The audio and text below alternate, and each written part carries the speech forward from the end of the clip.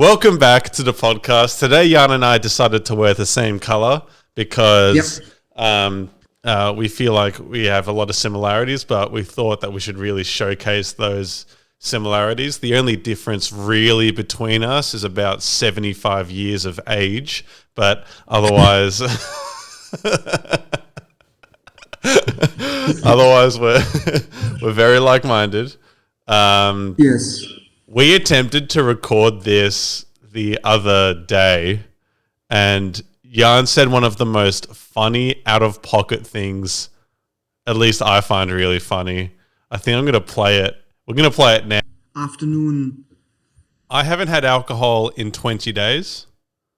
I tried quitting it during May. It's May 19th at the moment, and I stopped because it wasn't doing anything. I wasn't losing weight, but I was sick the whole time, and I didn't gain any weight. But if I was drinking, I would have put on like 5 kilos easily. But I don't even drink that much to begin with, and so quitting alcohol is a bit of a weird thing because it's like it didn't really do anything.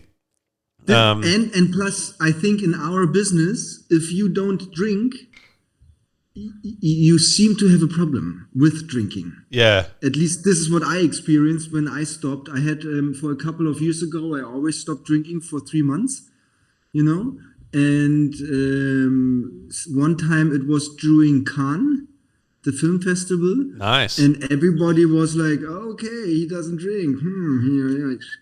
I remember you telling me, I think it was in America, you were like, you weren't going to have a drink, and the Americans were like, the German guy is not going to have a beer with us. Are you kidding me? Exactly. Something is wrong with this guy. He can't stand alcohol.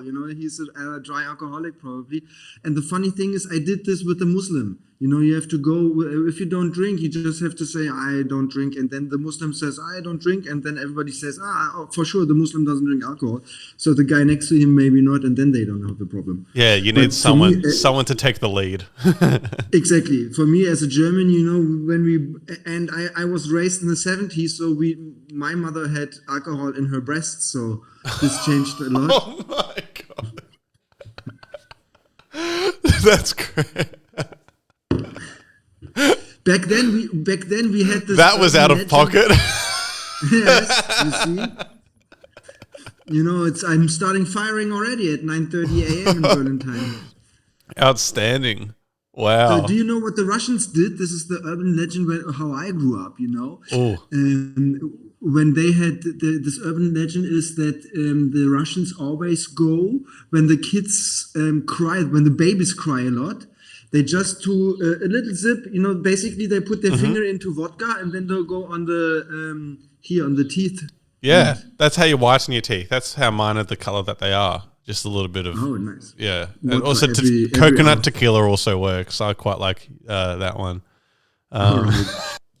Please, because I already forgot what I said. That's okay. You talked about how I was drinking a beer for the first time in 4 weeks, and you talked about how you were your breastfed beer and stuff like that. But anyway, today's topic is going to be on the writers' strike. Well, the main topic at least is on the writers' strike that is going on in the USA. We're sort of going to break into how what's actually going on, its implications, its effect on the industry, media industry at large, and how you as an audience are impacted, because it seems obvious that yes, when writers go on strike, we get impacted, but how you get impacted is going to be different to what you actually think. And Jan also mentioned last week that you were either involved in or had friends that were a part of the previous writer's strike. Is that correct? No, I know. Your voice. Sorry, disconnect from the call and come back. Okay, sorry. I have a law. I know a German. You need to disconnect from the call and come back. Your voice sounds all scratchy. Sorry. Yeah. Always happens.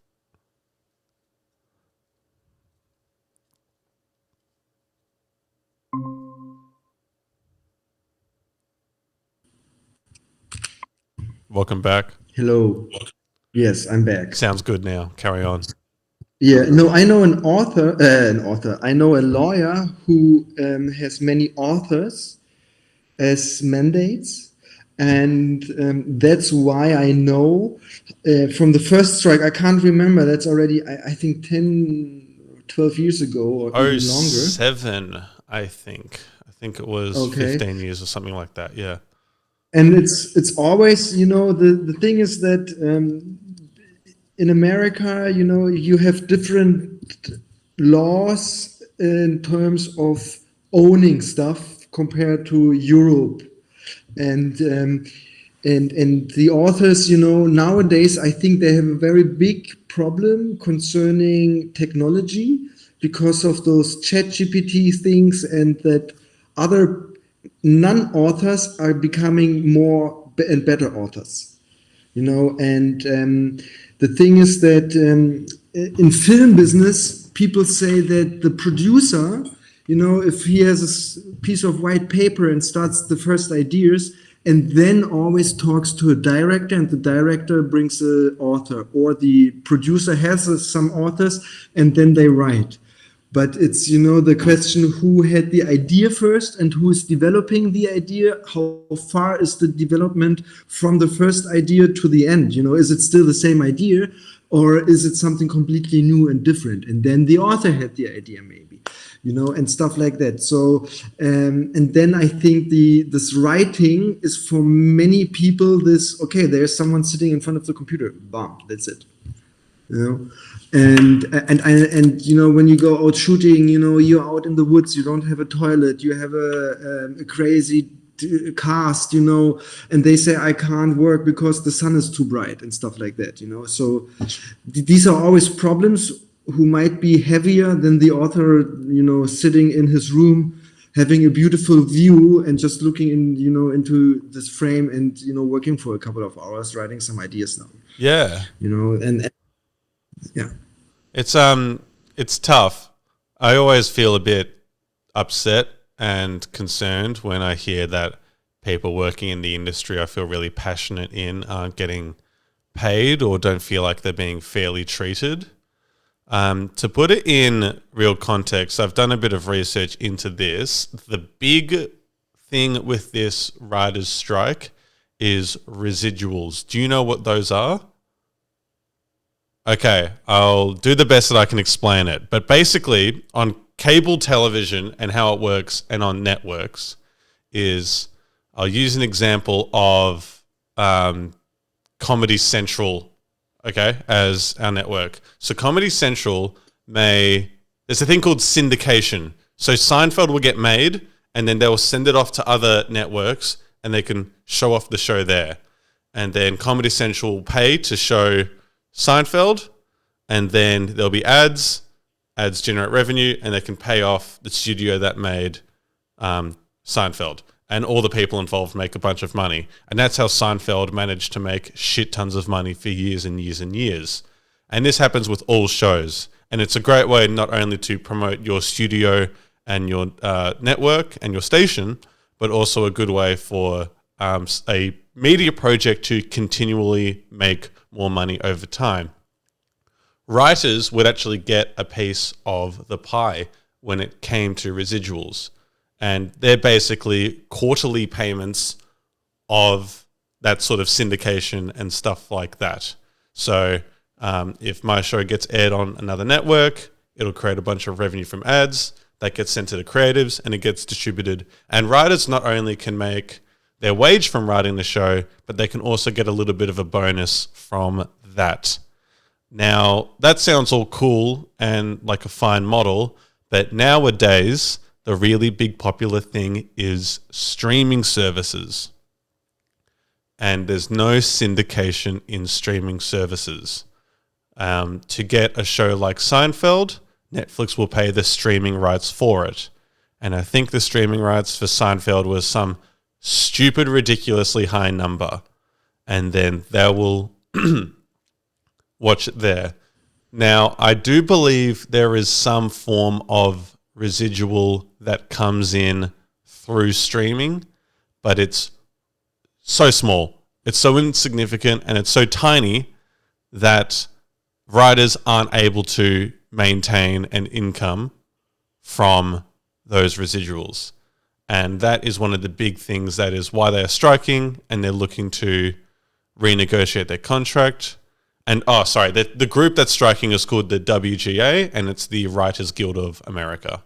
And it's basically just your standard union type thing with a board and members and those sorts of components. So that's the big thing there, and people just want to get paid. Do you think writers should get paid more in residuals, or do you think that their contract should be changed entirely? I mean, to be honest, I think who's doing the work for all these syndications, all these negotiations? This is the producer, right? Yep. And the author is not even in a single meeting with these people. There's always, because the producer has to sell it. And the producer usually, this is what we do in Europe, and this is what the Americans do in the USA, they sell it beforehand. Yep. Before it's made, because they need the money beforehand.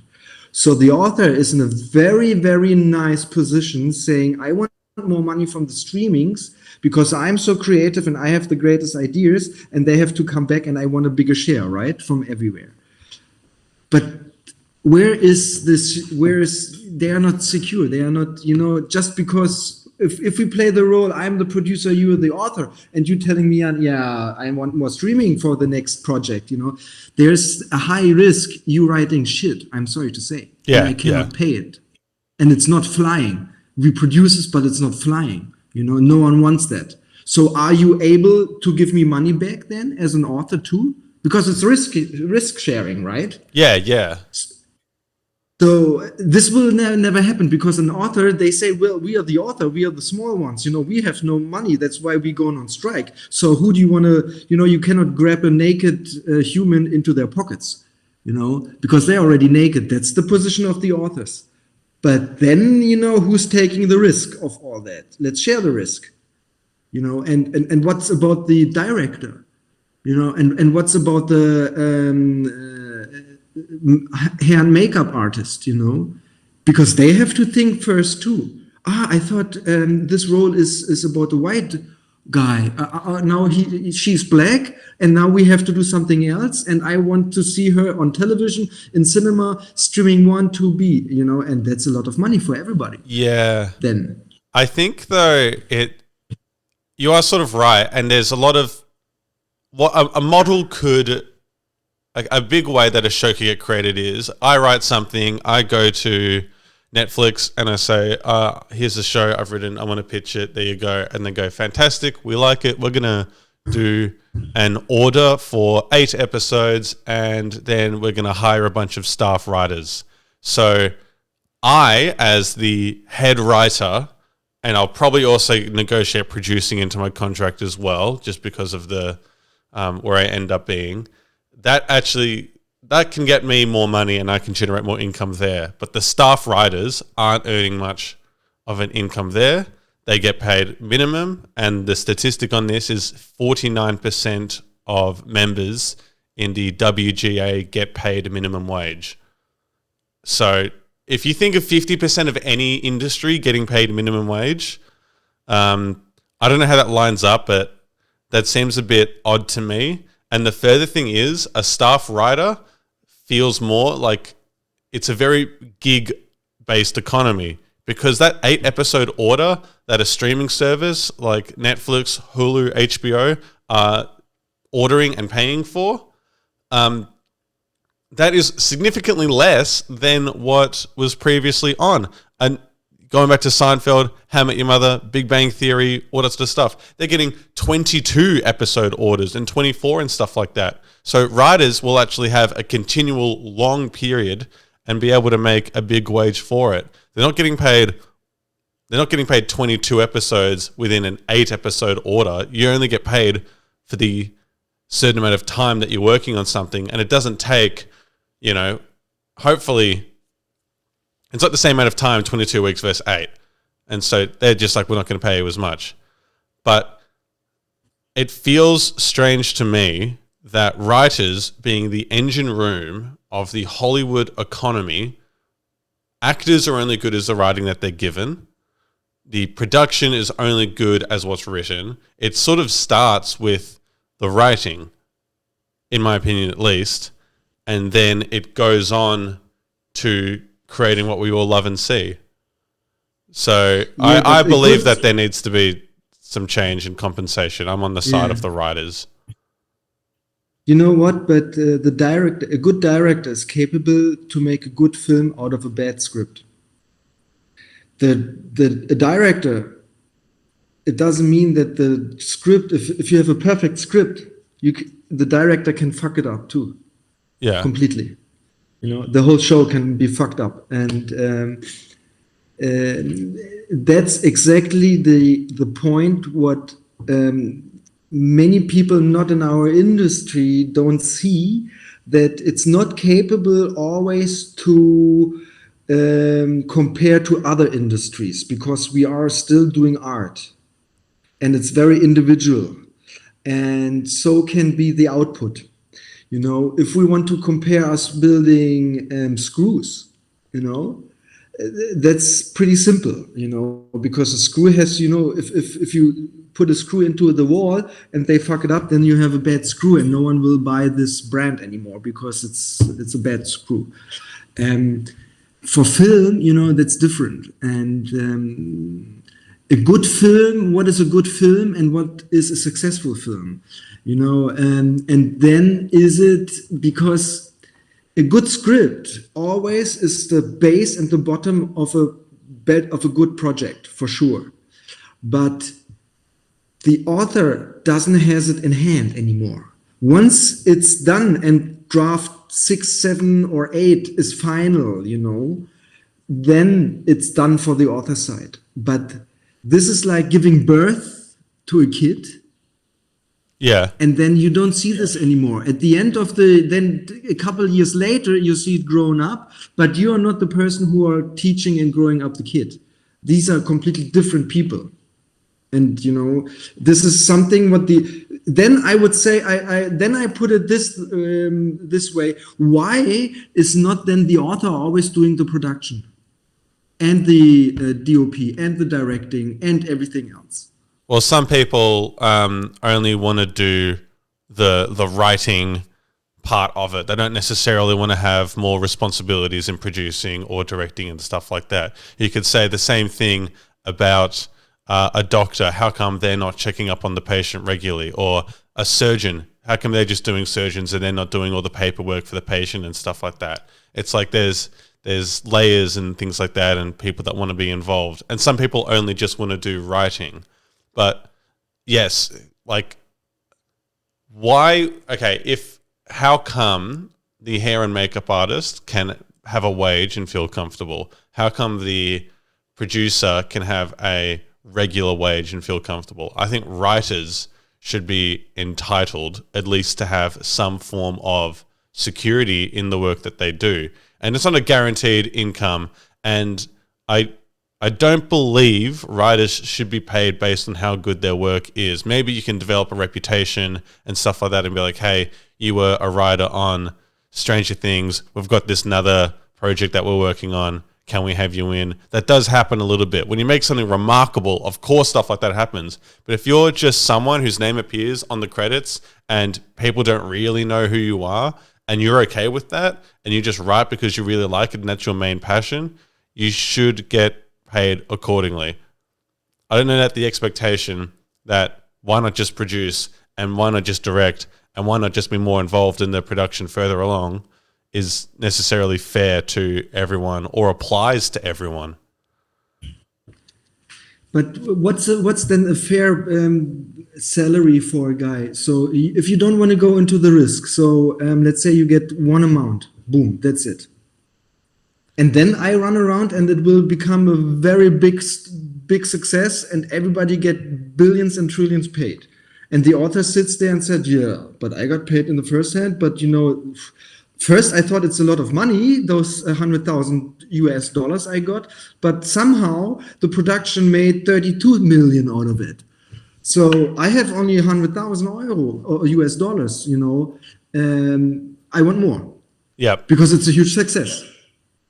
Yeah. Right? So I think the residuals deal that they initially negotiated, I think it was around the time that the writer's strike ended in 2007, but I don't think that was a very good deal. And no one knew that streaming was going to come in so soon and change everything and the whole construction there. There needs to be some type of renegotiation with studios and some type of, I don't know if it's a federal or state thing, but there needs to be a better minimum that per episodes. And it's the studios that mainly do this. If you're an independent type of production, you can pay your writers whatever the fuck you wanted and stuff like that and whatever people feel comfortable with. And if you want to come up with something entirely original, that's on you. So if you're annoyed about not getting paid for spending your own time writing, like, you know, that's not where the strike is for you, and that's not who they're representing with marching in the pickets. But another big problem is these big companies are paying for things called small rooms. And small rooms are basically where a studio will be like, okay, small room 1, 2, 3, and 4.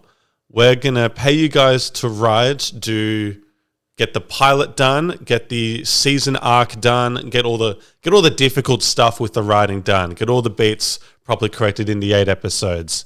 We're not going to give you a producing credit, but the scripts that we like we'll take in and then develop. And that there is this targeted approach by these studios to not pay for writers as much. But then again, the other thing that complicates this is the cost to produce television, because this is where the main issue with the writer strike is astronomical. Like the Lord of the Rings series had like an $100 million budget or something crazy like that. So it does feel strange that these budgets are getting higher and higher and higher, but writers, and especially experienced ones, that's the thing that really gets tricky. So the writers who were writing 20 years ago are getting paid. They increase their wage in the first 10 years of their career, but then they're stagnating for the next 10 years. And in what industry is it fair to have no wage increase over time? And when there's new industry changes, you can't ever predict your industry changes. We never knew that streaming was going to become this big or anything like that. It all was, some people may have, but it's hard to predict how exactly everything was going to go. And the initial deal that you made 12 years ago or whatever, sure, that should get changed. But, you know, it's complicated, but I'm on the side of that the writers should be represented, because without them, like I said, the actors don't have anything, the directors don't have anything to work with. Even a writer who writes a bad script and there's a great director who makes it good, that writer should still be fairly paid. If they were assigned to write something and, you know, it's their profession, they should be treated professionally. Yes, and then the question is about minimum wages, you know, and all that. It's I understand. It's maybe the example is not the best one, but you know, my question is: do you rather want to have a cow, or do you want to rather sell the milk? Yeah. Okay. So you know, it is. There is something. I can speak to me, but I can't speak to writers. That's the thing. I get what you're saying. I'd rather sell the milk. And sure, there's lots of writers that want to sell milk, but some people don't want to go that far. But some people don't get a chance to own a cow in the first place because they're not in the room where it happens. Yes, exactly, and that's part of our industry. There's hierarchy, like everywhere. You know, like let's compare it with the musicians. 15 years ago, when Napster started out, you know, all the big small labels. You know, we had in Europe so big but small labels, not major, but they were small labels, but they were very big because they had 1 or 2 big artists. You know, and that's enough. You know, Herbert Grönemeyer in Germany, it's like one guy. and he has his own label, he went off the majors, and then, suddenly the majors didn't have the business model anymore because of the internet, and did the musicians scream, hey, I want more of the streaming platforms, I want more? No, they had the opportunity to work and go live. And then the pandemic came and we saw, fuck, this is very important. We can't do this anymore. Or some idiots went in Paris and killed people in a live concert. Suddenly we have terrorists there. So everything gets higher. What an author does, he doesn't even need a chair for his work anymore. All she or he needs is something digital with a keyboard. Because he or she, this is the instrument they need. And then they need the working 10 fingers to write it out. And then the work is done. But the work is not measured if it's good or bad. You know what I mean? Yeah. It's very difficult for a producer to judge, to have 5 authors sitting in the room and say, listen, you are the head author, and the other 4 are just writing a little bit about characters. At that point, you choose one head, one supervisor, and maybe that's the wrong decision already there. Yeah. And then the team fucks it up already, from the beginning, with no other things. If you own the cow, you need to have the field where the cow eats. You need water, you need food, you need a place where they stand when the rain comes. This is all on top of the farmer. Not of the selling person the milk. You know what I mean? So everything what an author does, and this will stay like that, is a fucking computer. Nowadays, the ChatGPT comes in. So me as an author, I should understand that this is a tool where I can provide much more output. So that is something very interesting. It's part of what the WGA are demanding is that AI either can't be used, or a significant portion of it can't be used in the writing of shows. And I'm thinking to myself, why the fuck can't AI do all this sort of stuff? Like, it's a cool tool and whatnot, and sure, it does affect a few people's jobs, and I hope this doesn't sound counter to what I'm saying, but it's like you've got all these. Oh, you're gone for a second. Yeah, my camera was not working. No, that's all right. Here you are. AI lets us be more efficient in ways that we didn't know possible, and AI is pretty good now, but I don't see it soon. The key thing I found with AI is people still want a human touch when it comes to things. AI can come up with a really good skeleton, but it never actually gives you exactly what you want. Even you can go precise over and over, reiterate, regenerate, all that sort of stuff. You still got to tweak it yourself to give exactly what you want afterwards. Absolutely. That's technology. Imagine to have, when we are driving cars. But the car is not driving yet, That's something, that's a milestone. 100 years ago, when we had film, there was the producer. The most important part of the whole show was the producer. He or she went to a director and said, I pay you to make the direction, and I pay everybody else. And then it developed much more. But from the ground floor, there was just a guy who was not able to write. Imagine all the producers who could be a good writer. This is not their show. Their show and their most important fact is to find the perfect fit with the director, together the author. And then, to have someone who is capable not writing for her or himself, but for a big audience. And this knowledge doesn't have the author by himself or her. This is what then the director comes in, and then the producer always is there in the room and says, listen, guys, my audience is smart. They understand everything. Let's forget about this whole shit, what you just wrote to explain why the murder is murdering on Friday the 13th. This is what I mean, and this is part of the thing what people don't see, that they always say, well, I'm the author, I don't, there's so much inflation, I see all the crazy cars, I see all the producers buying houses and villas and cars all the time, and I'm not rich. Yeah, it's part of the game. It is like, my wife, she works for 20 hours a week.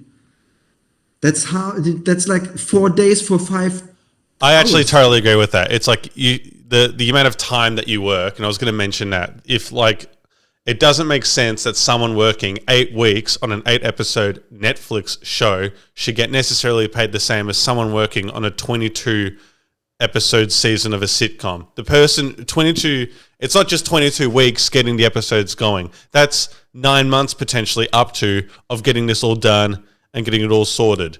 There's so much more work, and that person should be paid more, and the more senior writers should get paid more, and the more junior writers should get paid less, and stuff like that. That should all be fair and whatnot. But it does, in a Hollywood economy where there's all sorts of different moving parts and players and stuff like that, and most of it is just staff. That's the thing. There's few people that are really able to achieve what you're talking about, being a producer, owning the cow and selling the milk. Really not many people get to do that. And the people really get to do that because of all the other stuff around them. They really rely on all of that. The makeup artist how they can make money is they can do makeup gigs, then they can have their own company, and then you do the consultating and stuff like that, and then studios are hiring you to do makeup and whatnot. That's how you can make more money in the long run.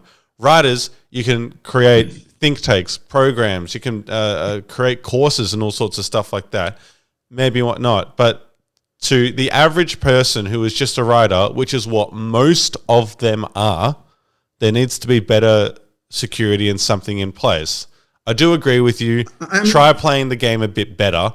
You can do that, but not everyone, A, gets the opportunity to, or B, wants to play it like that. Yeah, sure. And don't get me wrong, I think everybody should earn as much as possible. That's for sure. Yeah. And because we know this since Bill Clinton's election, when he said it's the economy, stupid. That means basically if the people have enough money, then they don't feel bad. You don't see rich people out in the streets demonstrating to get richer. I haven't seen this in Europe, and I think not in the world. If the people have enough money, if they can then buy and live the life they want, people will be happy. Yeah. And I completely understand that when we say, an author is the person who has to fill up a white piece of paper with really nice and crazy ideas, that's a lot to pay. It is a lot to pay. And I always would make sure that they are happy because they have to wake up and then they have to be, they have to shit out great ideas. Yeah. Every day like this. And that's why it's like in every other industry, you have great people, maybe 10%, then you have a big mass of, okay and normal people, and then you have the shitty people. I'm feeling that totally right now because my new job, I'm not going to say where I work, but it's a really major retail spot, and there's like 140 people who work there, and there's so many people who just don't give a shit and do it for a job and do it for the discount. And it's like, yes. I'm working, me, I like to think I'm a hard worker, and even though, I like this and that, it's like, it's still a job. We're going to get it done. Work ends at 5. Don't doze off at 4:30 and go to the bathroom for 15 minutes and suddenly there's nothing to do. It's like, no, work ends at 5. You're going to work until 5. And there's lots of people who, there's lots of lazy people like that in all expectations. And people who don't put themselves out there, if you don't put yourself out there, you shouldn't get more. It's as simple as that. Like exactly. This from paying, absolutely. But being a good author means for me one thing, that they are prepared, and then they have in their digital drawers everything written. It's already done, because they are authors. They don't need a person like me to tell me, hey, guy or girl, let's write something for me. They wake up on a Sunday, sunny Sunday, beautiful day. Everybody runs to the beach and get tanned. They stay in their little room and writing for no one. It's only for them because it has to get out. That's the thing. Like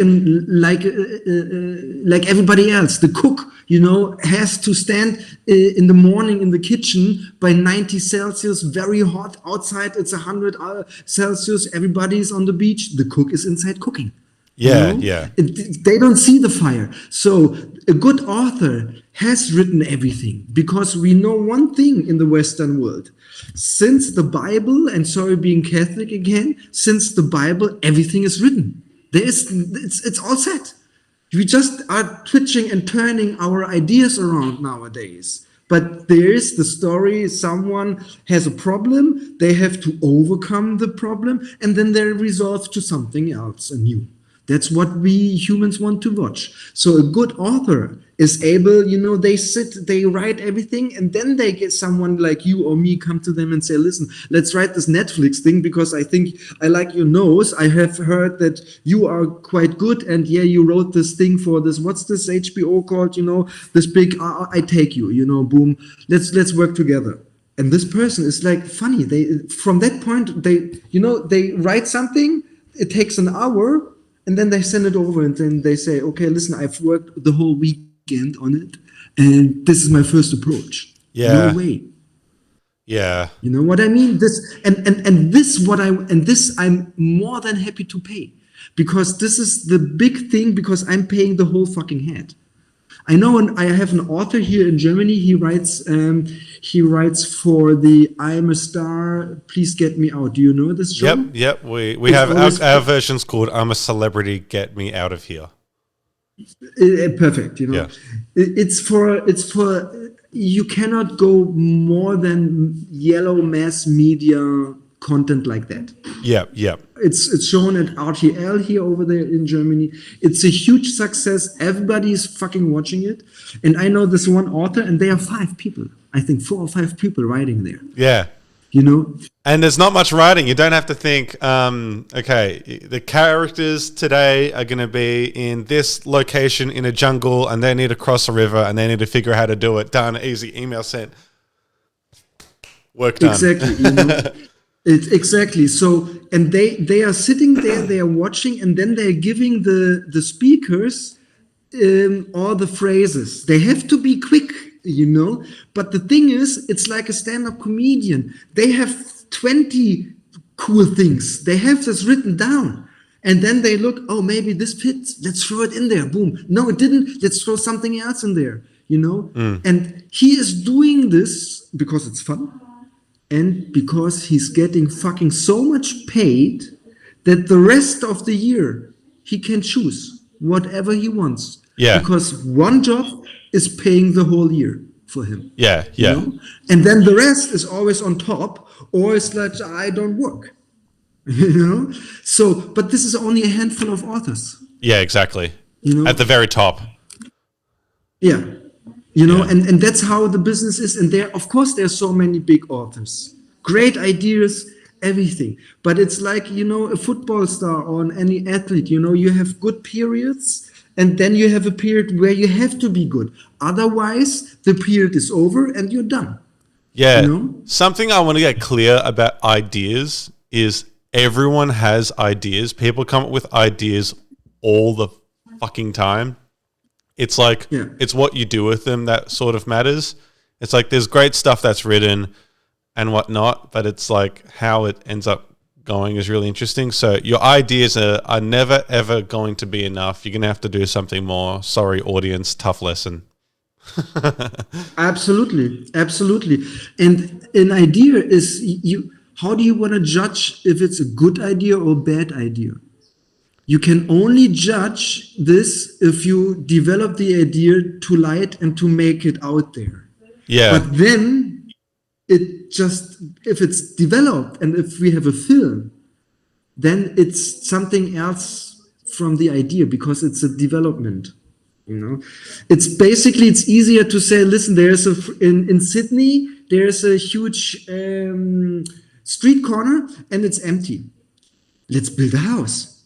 Everybody wants to build a house. So how does the house look? What's the purpose of the house? You know, is it for offices or is it for real estate living? You know, what are the other houses immigrants? on the street like? And stuff like that. What are the other houses of the street like? Is it like the whole block where we're talking about? Okay. Do we want to have like only for the rich housing, but we put this, suddenly we see it's in the poorest area of Sydney. Are the rich people going there? So you need to know so many things out of your, it's an empty street corner. Let's build a house there. You know? And then we talk to an architect. Yeah. It's you're really good. You're really good with your metaphors. Yeah. I know. Yeah, I know. It's always happening when I sleep. When I don't have good nights, I always try to hide myself into metaphors. That's all right. But, at least I'll try and sort of wrap things up with the whole writing and ideas and stuff like that. I think I've mentioned this to you briefly on another pod, but I've written a comic book series. I don't have any images for it, like a 6-issue thing about a nerdy guy who wants to become a pimp. And it's this totally fish out of water story.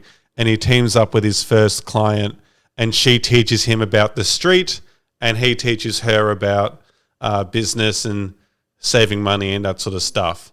And he's wicked smart and that sort of thing.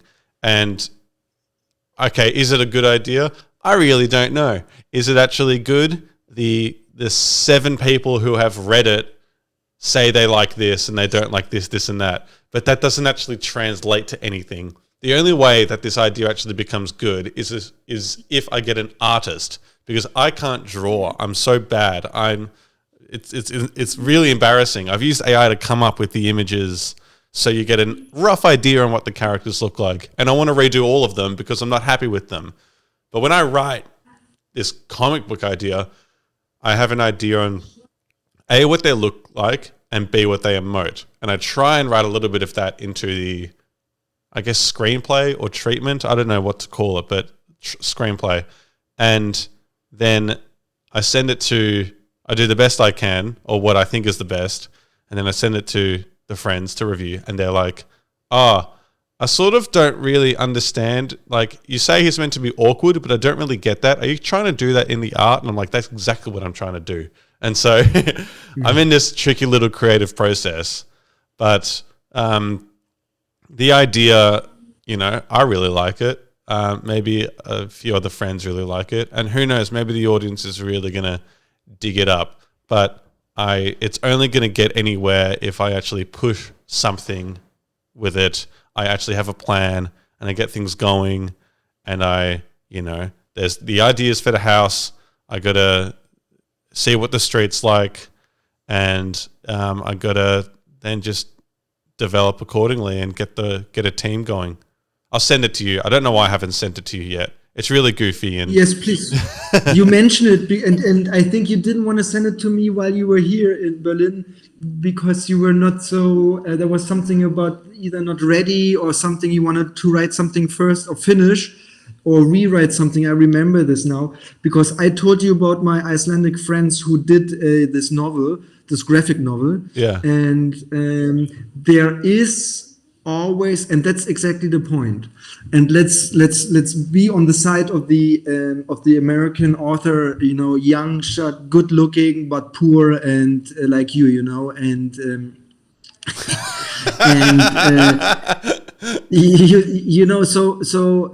you as the owner of the idea and the owner of everything, what are you? What do you want to be? Or put it this way. Are you, how much percentage of the 100% you own, how much would you give me if I tell you, listen, I know some graphic designers who can draw this. I know some Japanese people who can do this anime style, and then I know this platform called Netflix who is looking for animation series. Yeah, and they're looking to buy the screen, the film rights, and looking to adapt it into an animated series. So I then, let's say you send that as an email, and I then as a writer go, okay, fantastic. You're a great resource because you have a great large spider web of connections. I don't know how much I want to give you, but I know that you're really valuable. So there's a good chance I'll fuck it up and give you too much, and then you steal the money. I know, I'm not saying you're going to do that, but I'm just saying from the perspective of the average writer. And then some people, you know, feel okay to disconnect. But if you did help me out, I would actually, you get a not only a thank you in the opening page of the first issue. The reason I didn't share with you then it at the time was I only wrote one chapter in Berlin, and I wrote the other 5 back in Australia. And I have ideas for what could be like 21 issues total with multiple arcs, but this was mainly a writing exercise for me to finish something that I came up with an idea on. But it does go back to that whole conversation earlier of the business and playing the field and stuff like that, because I'd like to own the cow and sell the milk, but it's like I don't have the facilities to host the cow, and I don't have an experience of owning a cow either. So exactly. And then my other question is, if you see me and like you said, you know, there's this guy who has this network and blah blah blah who wants to do something, and then suddenly some other is approaching you. Let's call him Mr. Paramount, and Mr. Paramount is saying, listen, we did the last year, the last 12 months, we did 10 shows like this.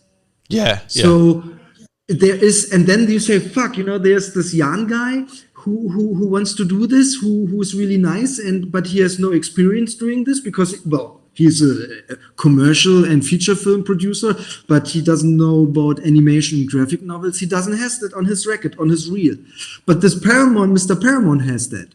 The question is now, Jan wants 100,000 euro, and Mr. Paramount wants 1 million.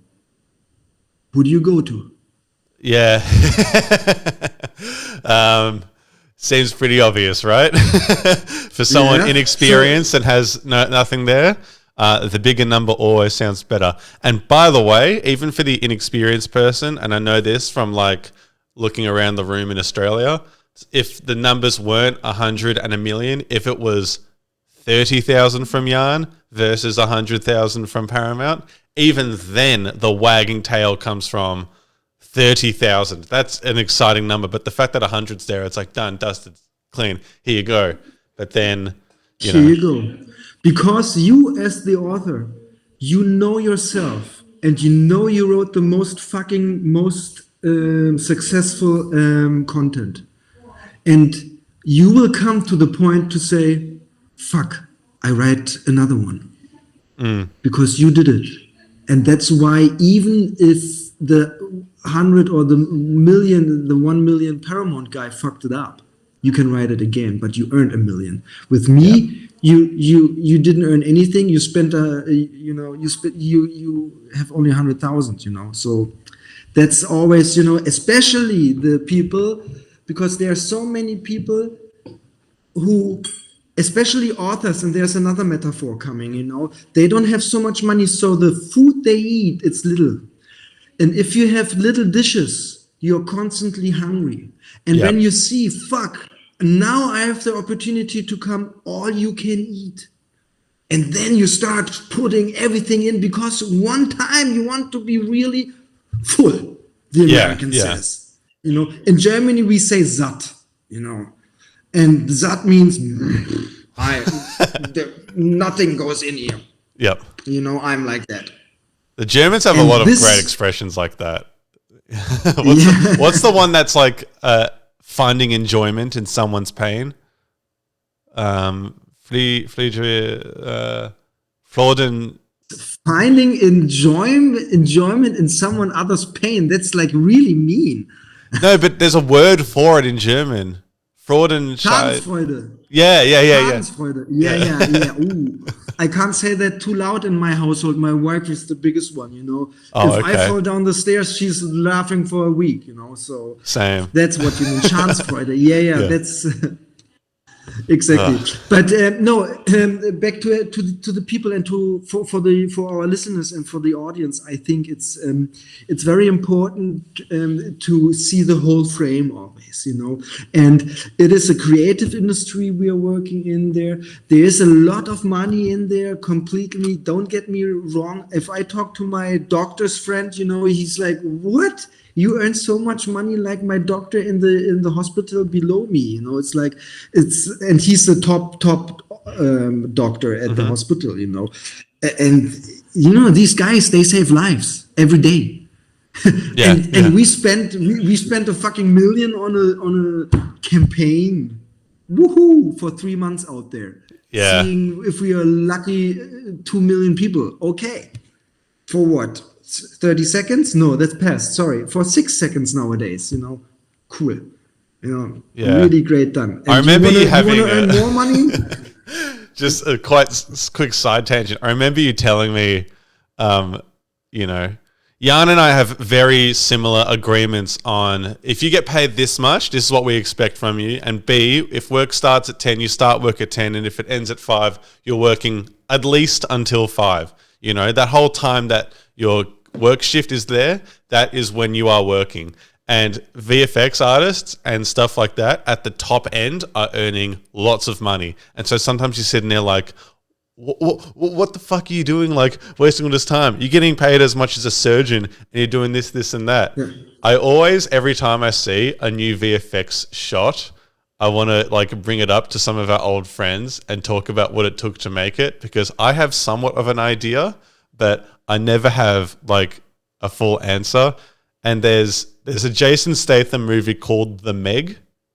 Have you heard of this? I don't know. Okay, No. so the Meg is short for megalodon, and a megalodon is a prehistoric shark that is the size of a house. It's super massive. Yeah. And it was a movie made to sell in China because it takes place off the shore of China, and, you know, there's Chinese actors in the principal cast. They've made a sequel, and it looks like in the opening sequence, it goes back in time to where there's a small dinosaur that a raptor comes in, bites the small dinosaur. Then the T-Rex comes from the jungle onto the sand. The T-Rex bites the raptor. The raptor flees and goes into the water, but the T-Rex does get the raptor in the end. And as the T-Rex stands there, victorious, tall and proud, the giant shark comes out of the water and eats the T-Rex. I was laughing my ass off. It's so funny. It's like I'm 6 years old and I came up with that. Your son could have written this. The shark eats the T-Rex. But I'm like, how expensive was this shot? Like, to come up with, and it's at the water, there's simulations, there's sand that's being kicked up, there's blood splats and all that sort of stuff. Water. Oh my God. Water is the hardest thing to simulate in VFX. I'm not sure if anyone knows this, but it's really difficult to get accurate, and everyone knows what water looks like and how it moves, and you know that it looks wrong when it looks wrong. But yeah, that's what I've been excited about recently. That totally took the wind out of our whole conversation. Sorry, Jan. But I know I know what you're getting is because, you know, and that's the thing, you know, and that's the beautiful thing and about our society all over the globe. Is we have humans like us having, or not problems, but, you know, be interesting. Fuck, you know, there's this dinosaur thing and they don't even exist anymore and they eat themselves. Okay, this cost 100,000 euro, probably something like that. And 20 people worked, and out of those 20 people, 5 lost their mind because someone is just turning around and say, do it different. Yeah. Quicker. You know, longer hours, no weekends. You don't see your family and everything. You know, it's and you eat shit, really bad food. You know, you don't move in that time because you sit on the fucking table. You have hemorrhoids from sitting on your chair for like ages, and yes, you have relationship exactly, problems, you know, because you haven't seen your girlfriend in that time. Yeah. Exactly, or kids, Yep. with kids, it's a really, really big underestimate nowadays that the kids, because the kids are like like machines. They have to go early at 8 o'clock in school. They come out at 12:30 or 3 p.m. whatever. For us, fuck no. This is if I learned the hard way to not compromise, to say, oh yeah, I pick you up, no problem, I pick you up today. Yeah. That's not possible. It's not possible. And this life, it has a lot of freedom, but it has a lot of bad attitudes too. And that's what the most people underestimate. And at the end of the day, that's why for earning a lot of money, and that's why spending a lot of money is important too, that we are able to say, okay, I have the summer vacation is like most of them I know for 3 weeks. People go on 3 weeks. Same here. Yeah. That's a good You know, duration. last time I've been for 4 weeks out was in 2010, so that's like 13 years ago. And but I was self-employed, and I told my partners, "Listen, guys, I need a month off because I work my ass off. It's like I'm done." And then you need the money to go abroad or to stay like for a whole month. Yeah. But usually this is, it's not capable, and or during the day I see so many dads coming at 5 p.m. to the Spielplatz, to the playground. It's no way. When I fall out, at 6 or 7, the kids have to go to bed. So, and there are times I saw my kids for 45 minutes in the morning, and then on the weekend, and we shared the same flat, So this is what the people have to understand, that the money has to, and this is our capitalism working in the Western world. This is part of saying, okay, I still want to do that. Yeah. And I think to summarize my opinions on the strike, yes, as we've talked about, there are opportunities that you can create for yourself to earn more money and revenue from whatever you do. Not everyone gets there, unfortunately, but it's the average staff rider and the average casual rider. I don't think it should be related to a gig economy. I think they should be able to make a more not substantial, but a safer wage that guarantees a little bit more security. I think writers are a very, very valuable part of the production cycle in Hollywood, and I'm ultimately on their side, because when the writer's strike first happened, the Tonight shows, Seth Meyers, Stephen Colbert, the Jimmys, they all went down instantly. And I'm not sure if you remember this, but 15 years ago when the first strike happened, Conan, to spend airtime, would spin his wedding ring on the table and try and get it longer and longer each time. And it's really funny because he actually did get longer over time, and it filled up a lot of airtime. But it's like, when you don't have any writers, Exactly. I see the same point, and I just want to be open for my last point is sometimes you earn more, sometimes you earn less.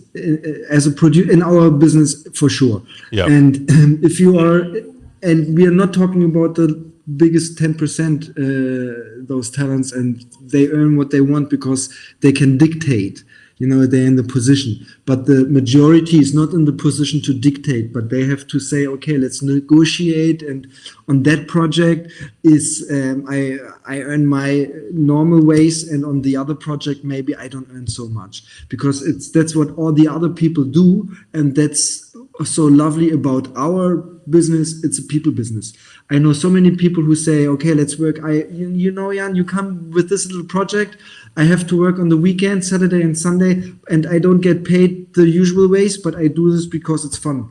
Because I know we have fun, and I know on Friday night, all I need to remember is my fucking name. And then on Monday, when the whole weekend shot is over, I'll be back in my normal life. But on the weekend, the production is taking over and I know what to do. I don't need to think about food. Don't need to think about swimming, whatever I want to do.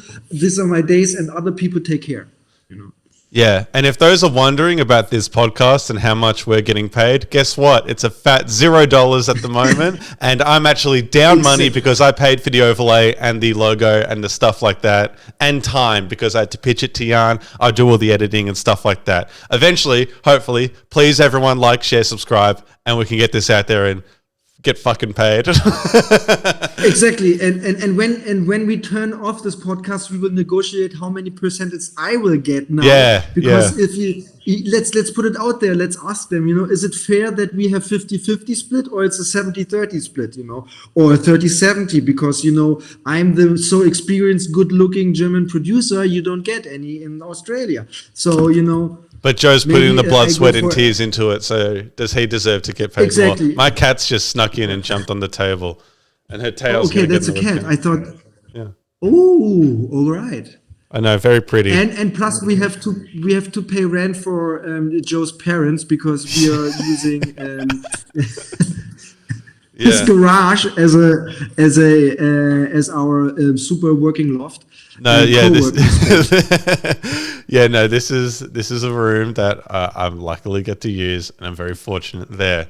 Do you have 10 more minutes, Jan? Because we've been going for an hour, but I want to tell you about the clips that I've been making for the podcast and putting on Yes, TikTok, because let's go this has ahead. been a wild thing that I've learned. So for context of the audience, when I pitched this to Jan, I told him that a way that I was going to advertise was to make clips and put them on TikTok and Instagram. And I have been doing that, and I knew that this was going to be a workload and whatnot. But I got told about a resource called opus.com. I'm going to be very clear and transparent about this. This is an AI service that where you put a big, long video in from YouTube, a link, and then 15 minutes later, it creates clips, it does the subtitles, and then once it generates all of them, you can download them, and you can also do some minor customizations to them. And so what I thought was going to initially be, you know, maybe 30 minutes to an hour per clip, and then downloading them and uploading, I instead, within 30 to 45 minutes, have downloaded 5 clips from our podcast, made in a great way that I can post on TikTok and Instagram straight away. Cool. I haven't seen this at all. Where are they? I want to see this. Yeah, I've just been posting. They're not getting too many views. That's just the reality of it. That doesn't matter. But yeah, I'll send you the link to Opus, and maybe as a fun exercise, I'll send you a link to the latest podcast, and you can toss it in and have a go and see what making clips looks like. There are a few problems. One, it seems to only detect your face over mine, because I'm going to do an impression of you. You do this. You're like, Joey, here's the thing. So you're getting really close, and I think it's detecting your movement and your speech and that sort of stuff a lot more. It's still picking up things I'm saying and coming up with clips, but it's sort of not. It's only focusing on you, so I think that's a flaw in the algorithm there. Secondly, it also comes up with what it thinks will go viral compared to what will go viral, and it's a bit, indiscriminate. So yeah, it's tricky, but it's a really cool tool because it's made everything really quick and efficient, but like it has its flaws. But that's brilliant, Joe. It's that's brilliant. Really, really brilliant. And I think let's keep it this way. Let's put it out there, and if we broadcast, let's try to put in comments or something where the audience sees, listen, these are our first steps, we need some help. Is it really my face always like this, and it's all over, or maybe I have to sit like this much more and don't move, maybe this helps, maybe someone in the audience knows all that. Yeah. And then we ask at the same time, i.e., 2. AI. Oh yeah, yeah. It's hard to tell as really. I think another thing that could be a part of it is you're on the left side of the frame. I'm on the right, and I think it reads pixels from left to right, top to bottom. So it could. I don't know how it actually works. In fact, maybe I should contact Opus AI and see if we can get them on the pod. Yes, even better idea. Absolutely. Yeah, I'll do that straight after this. And say, listen, guys, what's up here? Because remember, I don't want to say his name. Our supervisor at the mill, he said that let's work against the render. Yeah. I think it was. You've been there, I think. I was in the meeting and I asked him, I told him, let's work this perfectly. And then the meeting was over and everybody left. And I said, what do you mean by let's work against the fucking render? Yeah.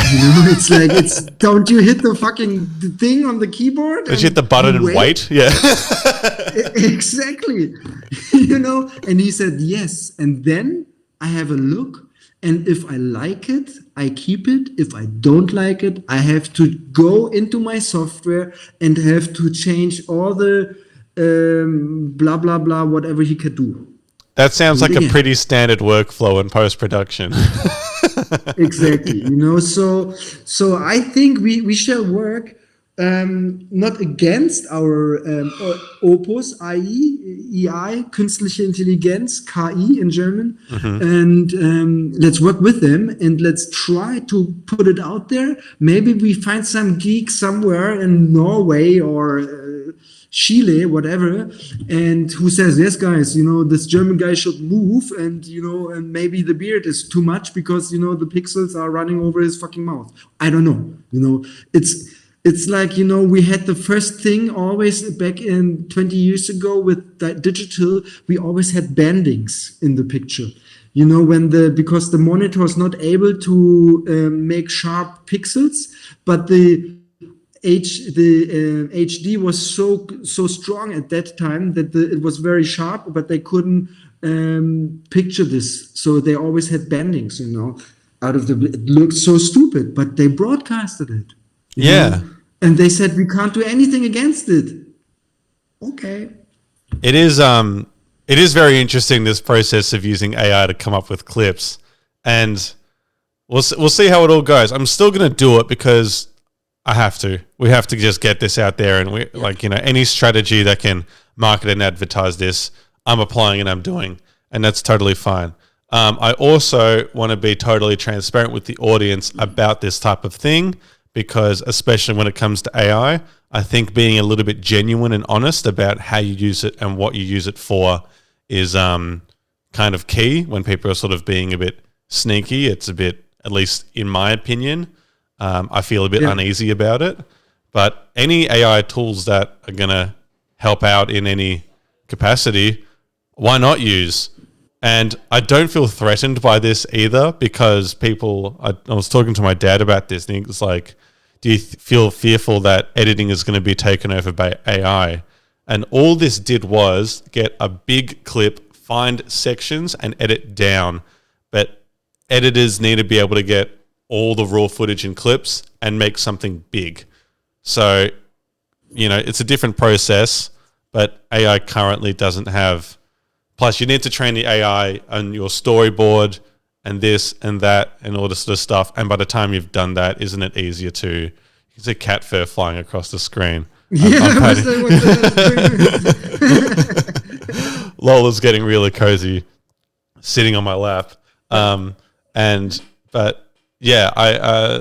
AI is interesting, and there's more and more things happening with it. And if anyone knows any other AI tools that we could utilize in not only getting this podcast done and ready, I'd love to know about them. Me too, please. And one thing is, I followed, Wednesday last week was it? I don't remember the name of the campaign. I think it was in France. They put out, and I saw only a picture, and I'm not sure if they did it with the video too, but they put AI, AI to develop the picture, and it was about jewelry. So they had a woman like this, and the AR put on each hand 10 fingers. It was like, so it was one hand was Oh, looking yeah, like this, yeah. you know? So that's one thing I found And with they broadcasted it. Yeah. They put it out there, and they said, you know, because it's what AI does, and let's put it out there, and we're not gonna change the mistakes. So because everything is else, there was the jewelry here, the watch and the rings, and then the woman had like 10 fingers in her face, you know, from one hand. So it's you know, people are experienced and playing around with these softwares. Well, here's how that happens, and I've got a deck of cards here that I can show you that. So AI gets a bunch of input images and then redistributes based on the information and the classification. So there's lots of ways to hold a deck of cards. Mechanics grip, you can hold it like that. You can just do it so your fingers are like that. So what's happening is it's seeing all these different ways fingers are on cards, and then sometimes it ends up producing something really weird, but it doesn't actually know where exactly to do. But that's the same with eyes and mouths and stuff like that, because these are things that are so nuanced to at least the individual and the reference imaging itself that it struggles to recreate.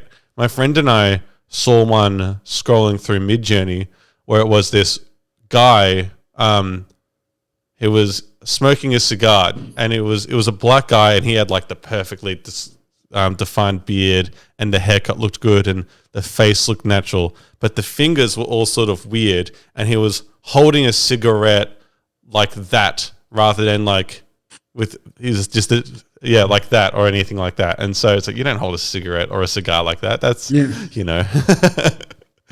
Exactly.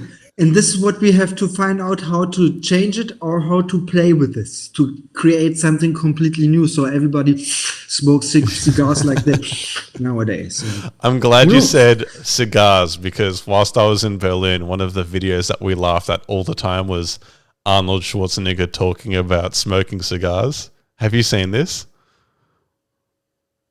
I can't remember. I'll have to send it to you, but it's like if you search Arnold Schwarzenegger cigars, it's a clip of him wearing sunglasses, holding a cigar, and like, you know, just talking about my wife's father introduced me to these cigars, and so I can smoke inside with my cigars. You can't smoke because I am a stud. I'm ballsy. He just goes on this crazy rant, and all we would do is joke about it. The other great one is in the documentary Pumping Iron, when he talks about how going to the gym is like him coming, and he goes, I'm coming at the gym. I'm coming. It's like I'm having sex with a woman, and I'm on stage. I'm coming. I'm doing this. It's like it's a bit out of pocket. He is such a character. Yes, but given his credit, if you compare him and Dwayne Johnson, Arnold has a way better career, because I'm comparing them, by the way, because they're both muscular figures who were in lots of action roles. Arnold worked with directors that knew his strengths and challenged him. Dwayne focused on having a brand and focusing on that as his Hollywood image. So that's why there's no more Hollywood superstars anymore, by the way, because they're focused on a brand rather than being actors. True. Yeah. Some I see the development too, and but that's a different podcast. Different podcast. I'm going off topic again. I get so excited. I get really in the zone, and I just keep going. Yeah, definitely. That's a good sign. And you have to send me the your clips and the Opus link so I can play around with that too. Of course, I'll do that. One final thing before we wrap up and go. On the day this episode comes out, I will have submitted my final university assignment ever. And so soon afterwards, I would be a graduate with my Bachelor of Media Communications. So, yeah, cool. When is that? It'll be Friday, the 26th of May, will be when my last submission is. 2 days. 2 days, yeah. Yoo-hoo. Okay. So much anxiety. Yeah, I believe so. I believe so. That's good. But let's see. Okay, and but then the next episode we have to drink then. Oh yeah, for sure. But yeah, I'll wake up really early in the morning, and you can, or you can have an Irish coffee for breakfast. Absolutely. You know, Oh, I'm okay. German. I drink at 10 o'clock in the morning. So German, no, I'm that's just right. kidding. Yeah. It's yeah. We find a way. We find a way to celebrate. All right. We've been going for a bit now, but it's been really good. Thank you, Jan. Thank you, everybody. And before you know it, this whole thing would have been recorded by AI. Alrighty. Thank you so much, Joe. Take care, everyone. See ya. Take care. Write me and send me the stuff. Absolutely.